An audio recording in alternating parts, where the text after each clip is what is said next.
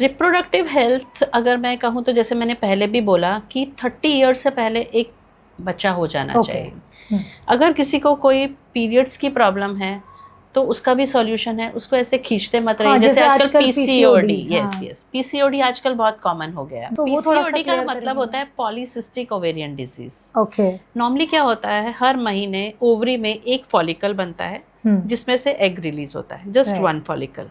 Polycystic ovary में क्या होता है, मल्टीपल फॉलिकल्स हैं लेकिन उसमें से कोई भी मेच्योर नहीं हो रहा है। तो छोटे छोटे पानी के गांठ हमको दिखाई देते हैं, इसलिए उसको पॉलीसिस्टिक ओवेरियन डिजीज बोलते हैं।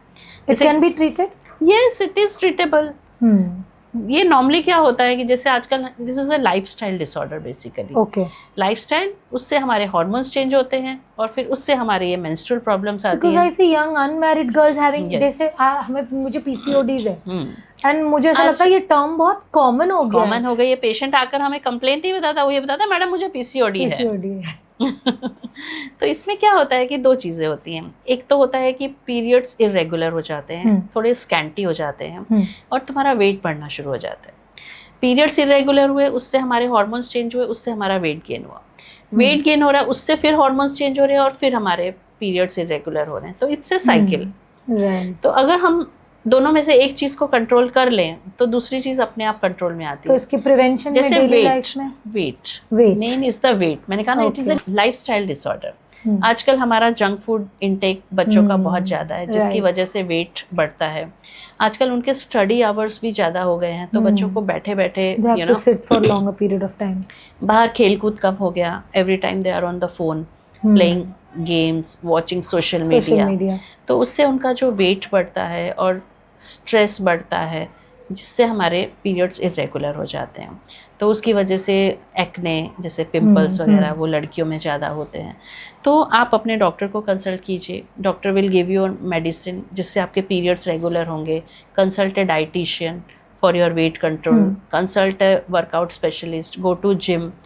मतलब जैसे हमारी कंट्री में थोड़ा सा स्पोर्ट्स एंड यू नो इस चीज़ को थोड़ा इम्पोर्टेंस कम दिया जाता है। बट करिए, वर्कआउट करिए। वर्कआउट करने से हमारी बॉडी भी शेप में रहेगी। फिर उसके बाद पीसीओडी प्रोलॉन्ग हुआ, शादी हुई, फिर बच्चे करने में तकलीफ होती है। ऑल्सो मैंने सुना है डायबिटिक पेशेंट्स को कंसीव करने में प्रॉब्लम होती है। देखो वो तो एक प्रॉब्लम होती है, डायबिटीज़ है तो उसके साथ इंसुलिन रेजिस्टेंस हो जाता है, हमारे हार्मोन्स चेंज हो रहे हैं, फिर ओव्यूलेशन में प्रॉब्लम हो रही है। वो तो एक इशू है ही। जो जिसको भी अगर कोई मेडिकल डिसऑर्डर है तो उसको थोड़ा डिफिकल्टी तो होती है, but again that can be treated. That can be treated. अगर आपका डायबिटीज कंट्रोल में है तो you are like a normal person. और मैम पोस्ट प्रेगनेंसी मैंने बहुत थायराइड के केसेस देखे हैं। Yes. So what is thyroid actually? Thyroid जैसे ये ग्लैंड होता है हमारी नेक में होता है। Okay. और जैसे डायबिटीज है उसके वो भी एक हार्मोनल डिसऑर्डर है, ऐसे थायराइड है वो भी एक हार्मोनल डिसऑर्डर है। Okay. अगर थायराइड लेवल में नहीं है, कम है या ज़्यादा है तो उससे सबसे पहले तो हमारा वेट में कम भी हो सकता है, ज़्यादा भी हो सकता है। इनफर्टिलिटी हो सकती है, कंसीव करने में डिफ़िकल्टी हो सकती है। अगर हमने कंसीव कर लिया और थायराइड कंट्रोल में नहीं तो उससे अबॉर्शंस होने का भी डर रहता है। Okay. और कई बार क्या होता है थायराइड की वजह से जो बच्चा अंदर पनप रहा है, रोका कैसे जाएगा मैम? बच्चा जो पनप रहा है अंदर उसको मेंटल डिसऑर्डर भी हो सकता है। तो अगर हम प्रेग्नेंट जैसे ही आता है हमारे पास तो हम उसके सब ब्लड टेस्ट करवाते हैं, उसमें थायराइड मस्ट है। Okay. अगर उसमें थायराइड आता है तो हम उसको मेडिसिन दे देते हैं और फिर वो कंट्रोल में रहता है तो कोई भी दिक्कत नहीं है। लेकिन अगर थायराइड कंट्रोल में नहीं है तो सबसे पहले तो आप कंसीव ही नहीं कर पाओगे।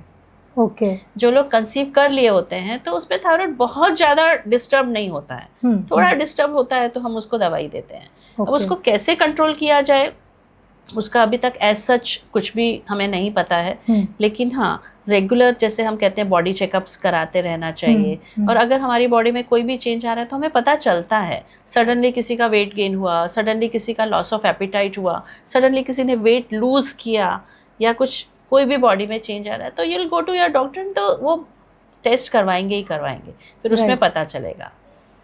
तो अगर पता चलता है तो continue with your medicine properly. तो कोई ऐसे अब डायबिटीज के लोग 90-90 साल तक भी जीते हैं।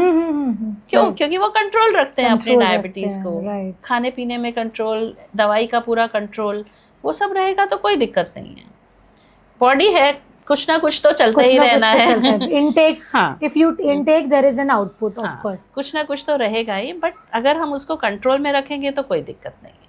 सो गाइज, आपने देखा, हर experience speaks it all. 20 years का amazing experience she is carrying and everything. बहुत सारे मिथ्स सबसे पहले तो आज मेरे खुद के भी क्लियर हुए, सोसाइटियल मिथ्स थे, मेडिकल मिथ्स थे, वो सारे क्लियर हुए। तो it is all up to you, how you live your life, how you mould your body, कितना वर्कआउट करते हो, आपकी लाइफस्टाइल क्या है, सारी चीज़ें उस पर डिपेंड करती है। Ma'am means to say that, and the overall conversation का कंक्लूजन मुझे ये लगा। And it was wonderful wonderful talking to you ma'am. I am really grateful आप आए और आपने इतना सारा टाइम मुझे आज यहाँ पे दिया। Thank you. It was wonderful talking to you, and it was wonderful having you. I hope ये conversation will be helpful for our audience also. And if audience have any questions, they can just message the questions. We will reply the questions. On the आप comment section में आप we will reply you.